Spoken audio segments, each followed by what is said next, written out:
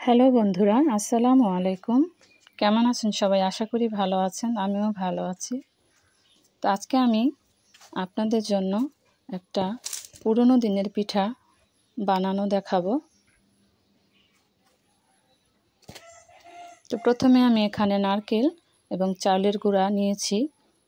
একটা নারকেল আমি ভেঙে কুড়িয়ে নেব, আর এখানে আমি কলা নিয়েছি, এগুলো আমি ছুলে নেব।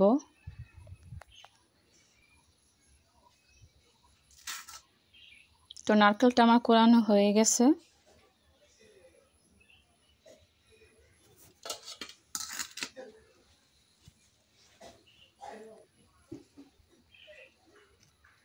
তো কলাগুলো আমি একটা একটা করে খোসা ছাড়িয়ে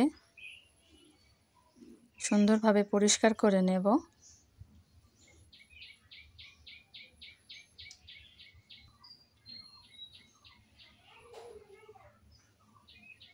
তো কলাগুলো আমার খোসা ছাড়ানো হয়ে গেল।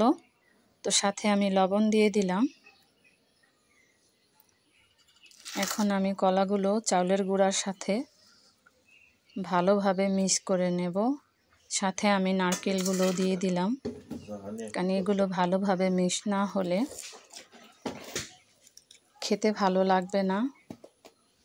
তো অনেকক্ষণ ধরে সময় নিয়ে এগুলো মিক্সড করতে হয়।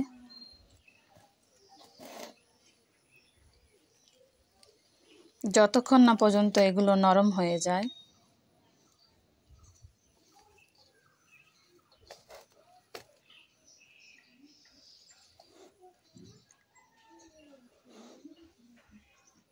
তো এখন এটা সিদ্ধ আটার মতো দেখাচ্ছে। সাথে আমি চিনি অ্যাড করে দিলাম। চিনিটা আপনারা পরিমাণ মতো দিবেন, যে যেরকম মিষ্টি পছন্দ করেন। তো আমার আটাগুলো কলার দিয়ে গোলানো, ভালোভাবে গোলানো হয়ে গেছে। কিছুক্ষণ এটা আমি রেস্টে রেখে দেব।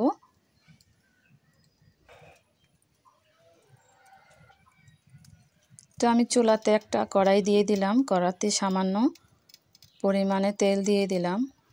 আমার পিঠাগুলো ভাজতে যতটা পরিমাণ তেল লাগবে এটা আমি একবারেই দিয়ে দিলাম, কেননা একবারে দিলে পিঠায় সুন্দরভাবে পিঠাগুলো ফুলে ওঠে।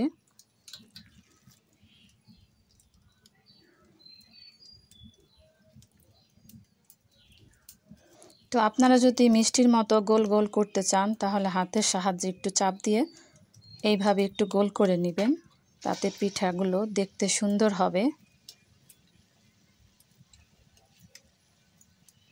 এই পিঠাটা কিন্তু খুব সহজেই তৈরি করা যায় কলা এবং নারকেল আর চাউলের গুঁড়া দিয়ে। এটা কিন্তু ভাত যে রান্না করি আমরা, ভাতের যে চালটা, সে চাল দিয়ে আমি এটা গুঁড়া করেছি। আর এই পিঠাগুলো মূলত ভাতের চালের গুঁড়া দিয়েই ভালো হয়। তো সবগুলো পিঠা দিতে দিতে আমার ভেতরে যে পিঠাগুলো আমি আগে দিয়েছিলাম সেগুলো প্রায় হয়ে আসছে।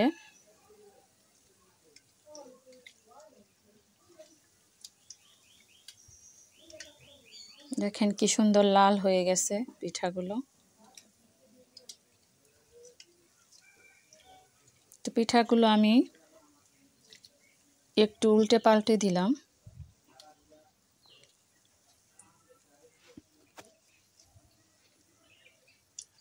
তো এইভাবে আলতো হাতে আপনারা খুরচুন দিয়ে বা ছাকনা দিয়ে উল্টে পাল্টে দেবেন। তো আমার এই পিঠাগুলো হয়ে গেছে। এগুলো আমি প্রথম দিয়েছিলাম, এই জন্য এগুলো আগেই হয়ে গেছে।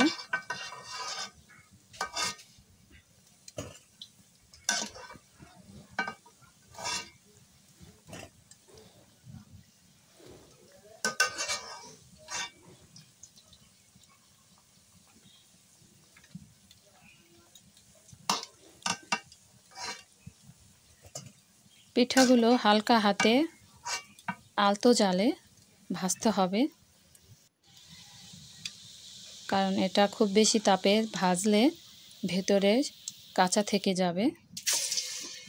তো আবার আমি সেই পিঠাগুলো তুলে আবারও পিঠা দিয়ে দিতেছি।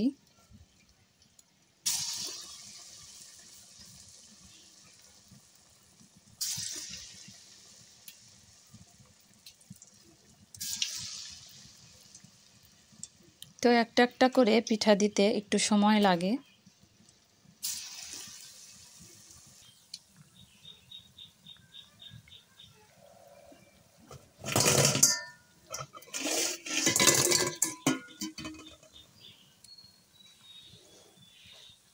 তো এইবারও মাঝের পিঠাগুলো লালচে হয়ে গেছে, কারণ এগুলো প্রথমেই দেওয়া ছিল, অনেকটা সময় ভাজা হয়ে গেছে।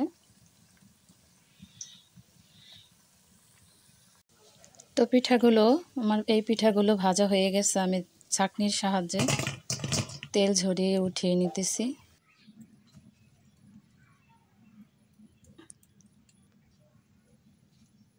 পিঠাগুলো দেখতে কিন্তু খুবই সুন্দর হয়েছে, একটা রসগোল্লার ভাব হয়েছে,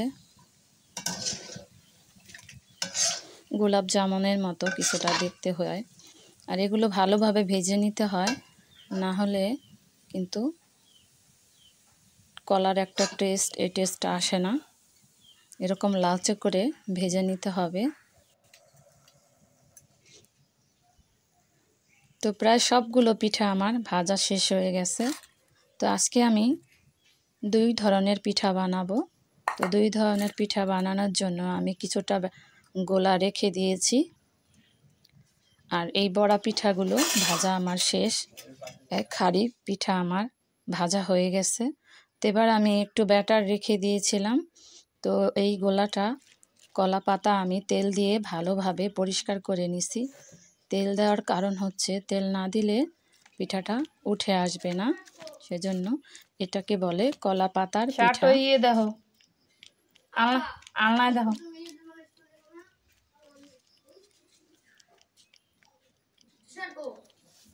এই পিঠাটা খেতে খুব মজা।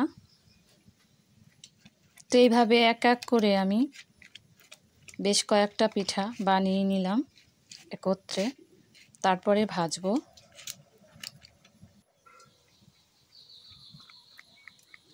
তো এইভাবে আলতো হাতে চাপ দিয়ে দিয়ে পাতলা করে পিঠাটা বানাতে হবে, মোটা হলে কিন্তু ভালো লাগবে না।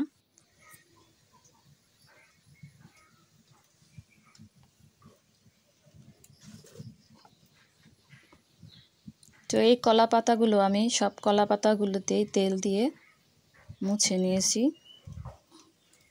তো বানানো পিঠার উপরে এইভাবে আর একটা করে কলা পাতা দিতে হবে। কলা পাতা দিয়ে এভাবে হাতের সাহায্যে চাপ দিয়ে দিবেন।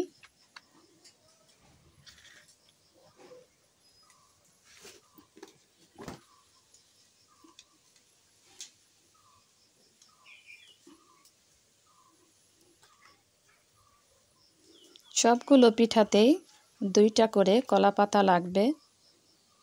যদি আপনারা বাড়িতে এটা ট্রাই করতে চান, এভাবে বানিয়ে নেবেন, দেখবেন খেতে খুবই মজার হয় পিঠাটা।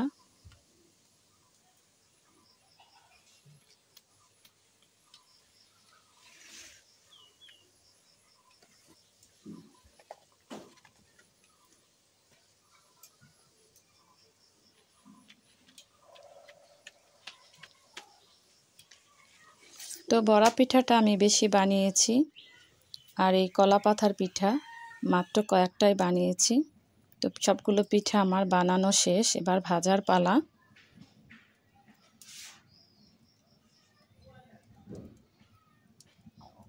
তো এইভাবে আমি পিঠাগুলো ভেজে নেব। উপরে একটা ঢাকনা দিয়ে ঢেকে দিলাম, যাতে পিঠাটার ভেতরে সিদ্ধ হয়ে যায়।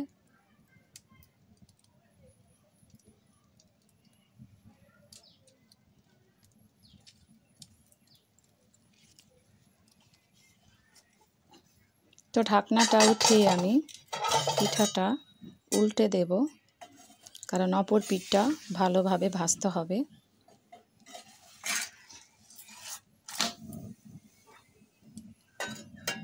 আবারও আমি ঢাকনা দিয়ে ঢেকে দেব।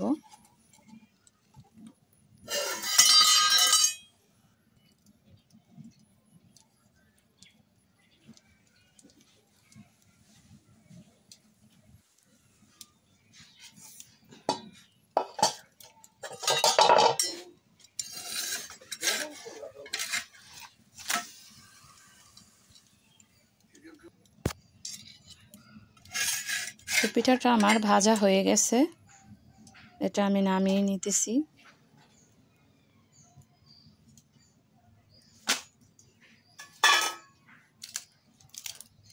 যখন কলা পাতাটা এভাবে পুড়ে পুড়ে যাবে তখন আপনারা পিঠাটা নামিয়ে নেবেন। পিঠার গায়ে একটু লাল লাল দাগ হবে।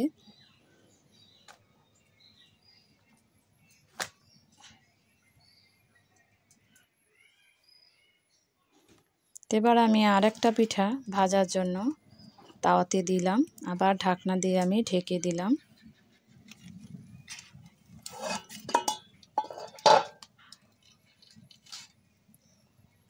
তো এইভাবে আমি সবগুলো পিঠা ভেজে নেব একই প্রসেসে।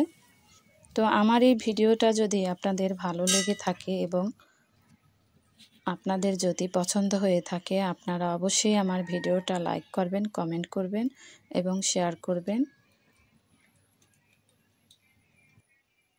আর আমার চ্যানেলটাকে সাবস্ক্রাইব করবেন। তো এই ছিল আমার আজকের পিঠা বানানো। আশা করি আপনাদের সবার ভালো লেগেছে। এই হলো ফাইনাল লুকটা। আশা করি আপনাদের ভালো লেগেছে। বড়া পিঠাগুলো খুব সুন্দর হয়েছে, দেখতে পাচ্ছেন। তো ভালো থাকবেন সবাই।